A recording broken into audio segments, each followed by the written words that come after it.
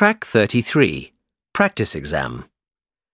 You will hear a number of different recordings and will have to answer questions on what you hear. There will be time for you to read the questions and instructions, and you will have a chance to check your answers.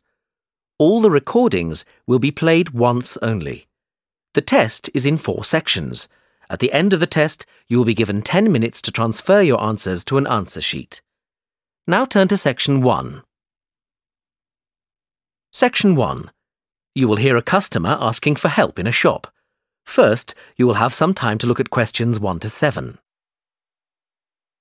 You will see that there is an example which has been done for you. On this occasion only, the conversation related to this will be played first. Excuse me, where are the dresses? They're at the end of this aisle, on the left. Can I help you with anything? The assistant says the dresses are on the left, so left is written as the answer. Now we shall begin. You should answer the questions as you listen, because you will not hear the recording a second time. Listen carefully and answer questions 1 to 7. Excuse me, where are the dresses? They're at the end of this aisle, on the left. Can I help you with anything? Yes, maybe. I'm not from around here, so I don't know this store. Well, I can help you with anything you need. Fantastic. I'm actually down here for my brother's wedding, and I need something to wear. I've just started a new job, and I haven't had time to get anything yet. I'm looking for something smart. Maybe a new dress. Well, what about this one? I think it's too hot for long sleeves. Yes. Well, this one has shorter sleeves, and it still has the bow, which I think is a nice detail. Or there's this patterned one. I'm not keen on a pattern. I think I'll go for the one with the bow. Do you have it in a size 10? Let me have a look. Yes, here. Great. I need a hat, and then I can try them on together. What kind of hat are you looking for? What about this one with the flower? Yes, but if I may suggest, a taller hat would add to your height. Really? Yes, try this one. Oh, I see what you mean. We have this style with the single flower or with a small bunch, and it comes with a wide or narrow brim. I like the narrow brim and just the one flower. Can I have a blue flower? I'm afraid it just comes in cream. Well, it goes with the dress anyway. Great. I'll place an order and have the hat sent to you. It'll take about 2 days to be delivered. Is that okay? Yes, that's fine. I need to take down a few details for delivery. Can I take your name? Ellen Barker. And the delivery address? It'll be my brother's address. It's 14 Brightwell Avenue. 14... can you spell that, please? Yes. BRIGHTWELL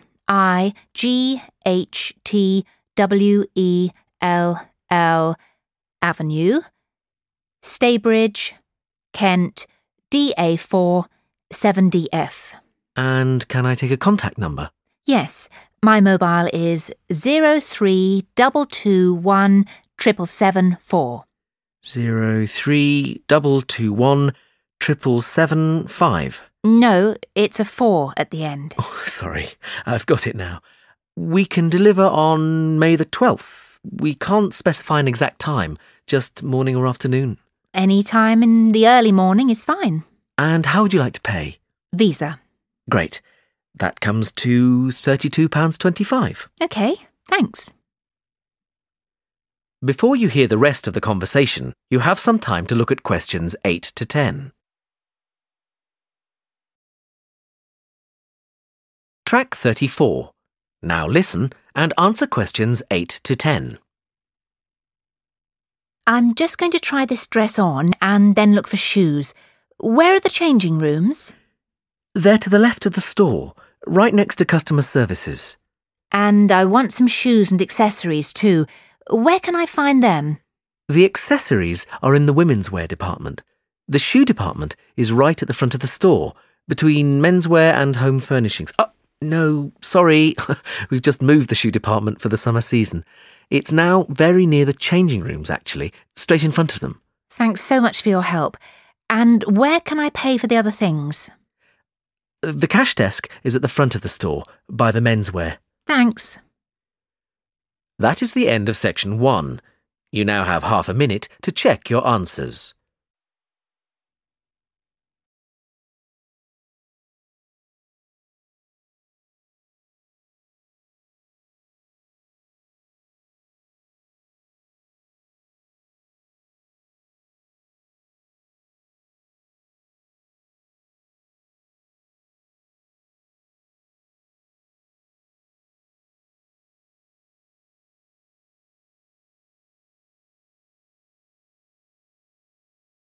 Track 35. Section 2. You will hear a talk by a tour guide. First, you will have some time to look at questions 11 to 17.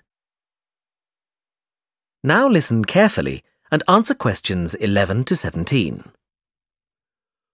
Welcome to San Fernando City Tours. I'm Mark, your tour guide. We have a lot to see in 3 hours, so make sure you're comfortable. We'll be traveling into the historical district first, and then into the town center. After that, it's out to the harbor, and we'll finish up at the lighthouse, just past the harbor. That will take us up to midday, and after that, you're free to do what you want. At the lighthouse, you'll have a chance to visit the tea room and take photographs of the magnificent coastline. Now, as we have only 3 hours, we won't be able to take you around the shopping district, but we think you'd prefer to look around the shops there in your own time anyway. San Fernando has some well-known tourist attractions, the lighthouse, for example, and the National Library. However, the little-known military museum is not to be missed. Be sure to visit before you leave. Now, there's a lot to do in San Fernando. Indeed, there really is something for everyone. For those who love the water, I can recommend a trip on the Seafarer, one of the most famous boats on the San Fernando River. It does an evening trip with a 3-course meal included. It's great fun for everyone, but especially for young people in their teens or 20s. After 9, there's a disco on the boat, and it gets really lively. Then there's a climbing wall near the town center. It's incredibly popular, with a large wall for expert climbers and a smaller wall for novices. There's a junior wall and a creche, so it's a great day out for those of you with kids. And if you like walking, there's some great walking tours. The City Sights tour is highly recommended, as is the walking tour by the coast. But that one's only for the fit, not really suitable for children or the elderly. For more mature people, or those less able to get around, I would suggest a tour around the vineyards. It can be done in the luxury of a coach, and it's a wonderful way to explore the region's wines. Before you hear the rest of the talk, you have some time to look at questions 18 to 20. Track 36. Now listen and answer questions 18 to 20. Naturally, there's a charge for all these attractions, but you can get 15% off if you have an Explorer Pass. If you don't have a pass but would like one, the driver here has application forms. Just ask him for one and fill it out while on the tour. Then you hand it into the tour office. Normally, it costs $10, but this year it's just $7. When you hand it in, you'll get your picture taken for the card on the spot, and then your card is ready to use. Remember to show it whenever you pay for anything. The discounts apply not just to tourist attractions, but some bars and restaurants. Basically, everywhere you see a red Explorer symbol. We're coming up to the historical district now. If you'd like to look at... That is the end of section 2. You now have half a minute to check your answers.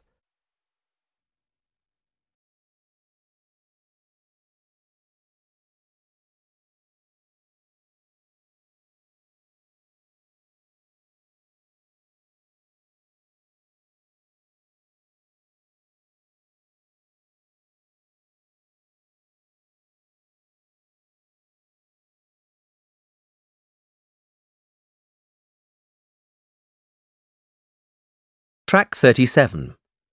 Section 3. You will hear 2 students and their tutor discussing a wildlife presentation. First, you will have some time to look at questions 21 to 26. Now listen carefully and answer questions 21 to 26. Hi, Katie. Hi, Ian. Come on in. Hi, Professor Gordon. We wanted to talk to you about our wildlife presentation next week. Have you decided how to organise it? Yes, Professor. At first, we were going to focus on the cat family, but then we decided to talk about nocturnal animals instead. Yes, good idea. And how is your planning going? It's going well. We think we have enough material for 20 minutes. The advantage is that there are so many visual aids we can use. We found lots on the internet which we think will be really interesting for people. The problem is that this topic has been hard to narrow down. If anything, we've got too much information for just 20 minutes. How do you think we could narrow it down further? It is a broad subject. There are a few ways you could do it, but I'd recommend just looking at a representative sample of nocturnal animals, just 4 or 5. Yes, and maybe we could choose one animal from each continent, or a land creature, a marine creature and a winged animal. I like the idea of separating it by different types of animals. And if we limit the detail, we'll definitely have enough time. But don't limit the detail too much. Also, think how you're going to interest the audience. Well, we're going to have a picture for each animal so we can talk through the picture. That's a nice idea, but don't limit yourself to pictures. If you can find any clips of the animals, use them. Showing brief video clips can keep an audience interested. I'll look on the internet tonight. And think of questions to ask your audience. People like to be involved. Yes, that's a great idea. Anyway, Professor, we've been practicing our presentation and we'd like to show you a small section. Is that okay? Well, we just have a couple of minutes left, but go ahead. Before you hear the rest of the conversation, you have some time to look at questions 27 to 30. Track 38.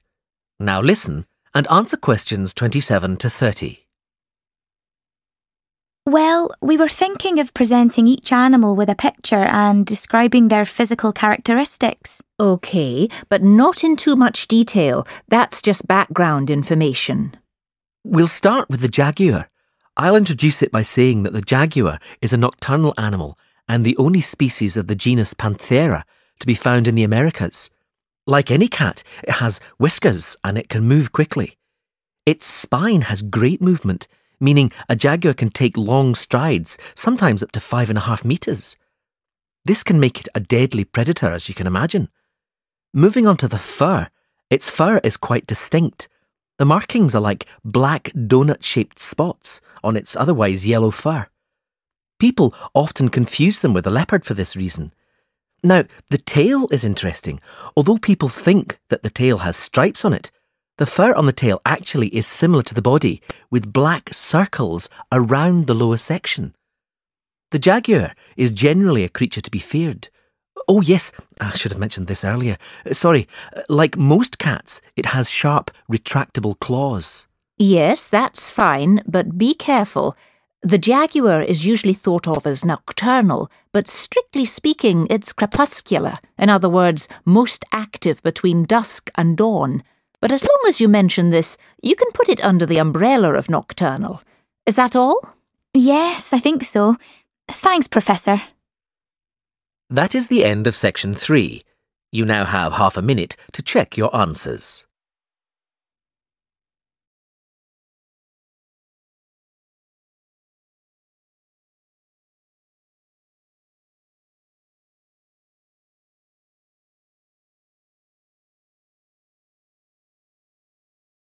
Track 39. Section 4. You will hear a lecture on time. First, you will have some time to look at questions 31 to 40. Now listen carefully and answer questions 31 to 40. The subject of this series of lectures is horology, the science of measuring time, and we'll be looking at a few basic concepts in this lecture. The measurement of time has come a long way since ancient times. It began with such devices as the sundial, where the position of the sun's shadow marked the hour. Daylight was divided into 12 temporary hours. These temporary hours were longer in the summer and shorter in the winter, simply because the amount of daylight changes with the seasons. The earliest sundial we know comes from Egypt. It was made of stone and is thought to date from 1500 BC.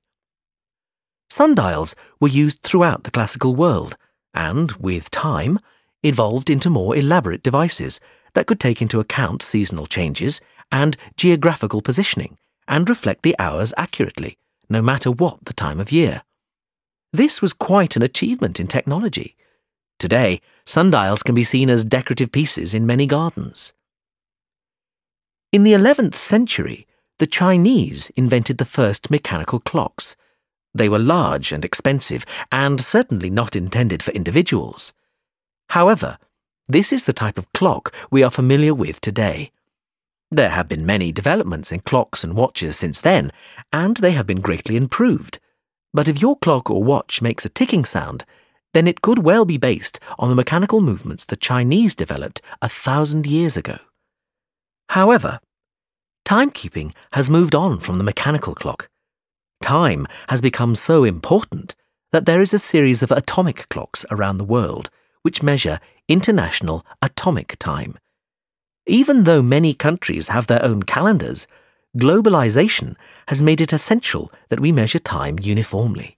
That we know, for example, that when it's 6 a.m. in the United Kingdom, it's 2 p.m. in Beijing. This standard was set in 1958. Now these atomic clocks are situated in over 70 laboratories all over the world. There is so much to cover about the development of time measurement that I would like to refer you to the reading list. The core text is The Development of Time, Theory and Practice, but there are many other useful texts. A good grounding in the subject is given in Understanding Time by J.R. Beale. Although some sections lack detailed analyses, it does offer a good foundation. Also, Time, Concepts and Conventions is quite a useful read. You might think from the title that it's about the philosophy of time, but this isn't the case. Rather, it gives a good description of how different countries have different approaches to time in terms of calendars and days. Lastly, The Story of Time by David Harris analyses time in great detail, and I would recommend this book if you are aiming to specialize in horology. Now, we're going to continue with an in-depth look at lunar and solar cycles. That is the end of the listening test. You now have half a minute to check your answers.